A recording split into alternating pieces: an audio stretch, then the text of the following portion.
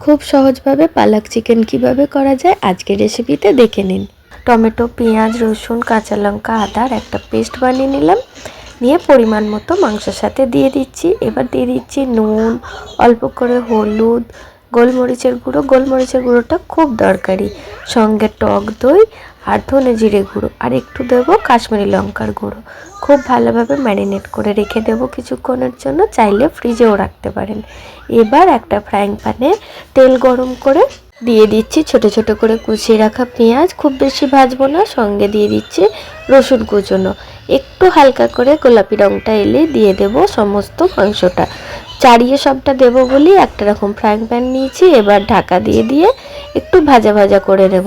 খুব বেশি নাড়াচাড়া করার দরকার নেই। একটু জল জল ভাবটা শুকনো হয়ে গেলেই দেবো এবার গ্রিন পেস্টটা। ধনে পাতা দিচ্ছি আর দিচ্ছি পালং শাক।